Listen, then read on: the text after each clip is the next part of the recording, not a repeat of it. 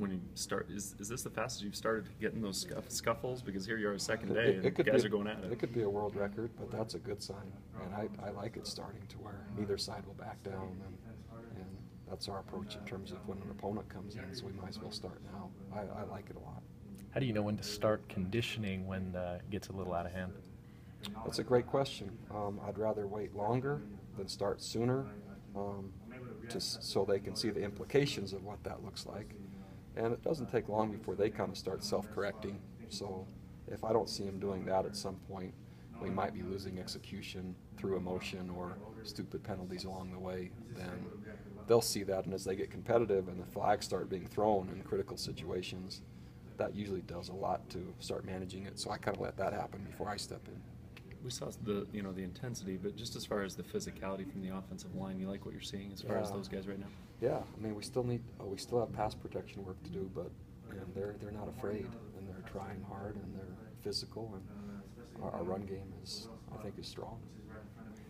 Coach, are you seeing the development in Taysom's throwing game that you wanted to see? Is he where you thought he would be at this point in time? Well, I think he's just where he was at the end of fall camp. I mean, end of the season after 2 practices. But the focus and the direction and the coaching he's getting is to direct it that way. I think he throws the ball well. It's a matter of us just now designing and making sure he has the right throws to make, the receivers running the right routes at the right depth. We protect it well enough.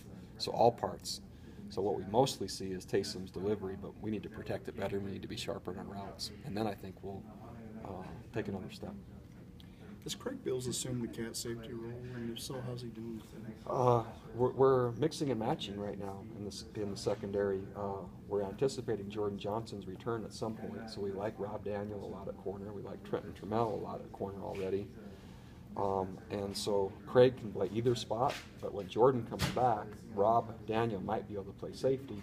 And so if we can cross-train Craig, and then Rob can play corner and possibly free, that gives us more depth just from existing players that we already know are experienced. So we're going to experiment this spring, maybe on an every other day basis. So is cat safety the one that requires the most experience? Not necessarily. Free safety is more difficult because you have to make all the calls and control things. But if Craig is playing cat, he could still make all those calls from that position. And so we would just shift it that way. Sky Pove and Rob Daniel will just flop from boundary corner to free safety back and forth. What's the overriding value of spring compared to what you're going to be doing 5 months from now? Yeah, that's a tough one. I really like to see players that didn't play much a year ago and assess where they are. I really like to see schematic things that we think are going to help us improve from where we were and addressing deficits. I'd like to see those on film before we just go gung-ho in the fall. Then underlying all that, especially with as much as they want to hit each other right now, underlying all that is you don't want to lose the wrong player to injury for the fall. And so that's the hard part to manage. And really, you have to choose when you're in pads, how much you're in pads, whether you're on grass, and so we try to do that as much as we can.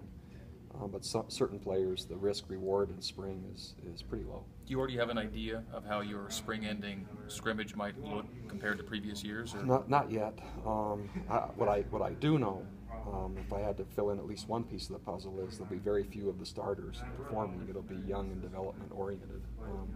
By that time, there's not much value knowing that we still have fall, and fall camp is long enough where I still think that could be shortened. So we're still a long ways out, and with this team, managing the intensity is going to be really difficult, which is fun. Can you shape out the nose tackle position with Marcus Johnson not being able to participate? We've just been really impressed with Kesney Tausinga off his mission, and we like Travis Tuiloma, and so those two right off the bat. The other guy that's pretty interesting right now is we moved Josh Carter from O-line to D-line, and man, after just one practice, he works hard. He doesn't know what he's doing, but he works hard, and so he might be someone that, who knows, but he's kind of an intriguing guy after 2 practices. John Raheem in the mix? Yeah, John Raheem's in the mix, and that would be really fun if we could get him to come along. A lot of conditioning work still to do. He's down a bunch of weight. Good down? Or? Good down, yeah, and so we're all hopeful that can take a positive turn. Did Brad Wilcox leave the program? He's not on the roster. Brad is out for this spring, hopeful to return by fall. That's the hope. Coach, it wouldn't be a spring ball without the obligatory question about physicality and what you're planning on doing with physicality. Are you going to hit a lot or about the same as always? The rules dictate how much we can hit. We can only have really 3 scrimmage-oriented practices and others that no more than 8 total or 7 total. I forget which one that can be more than 50%. I usually go less than that anyway because of how far the season is away. And so it'll be similar, especially if the guys look like they did today. I mean, yeah, but that's good. After your press conference on Monday, the 10-second rule got tabled, so way to go. Yeah, thanks. Yeah. Should I take direct credit for I think that? so, yeah. I'm sure there's other coaches that aren't so happy, but those are usually the most self-centered about what their program wants. Another issue that's come up recently is the storming the court in basketball particularly, but you've been on fields that have been stormed by fans. What is your opinion just of that particular issue? I think it falls to the management of that facility to make a safe environment as much as possible. Certainly there are some instances where almost no matter what you do, you're going to be hard to keep people off. And I don't really have a direct answer other than the direct ownership comes first to the management of the facility and then to the fans. There's an internet video of you being approached by one of those fans. Is there any way to avoid situations like that? Who knows? Again, I think that if every stone is unturned by the management of that particular facility, I think some take it much more seriously than others. And then there's always fans that need more direction in terms of class and sportsmanship. But man, it's an emotional game, and the fans get involved in it too. So that's one of the things that makes college football great. Do you worry about your players in those circumstances? Certainly. I worry about everybody in those circumstances. Brett said thanks twice, so I think that's my time to be.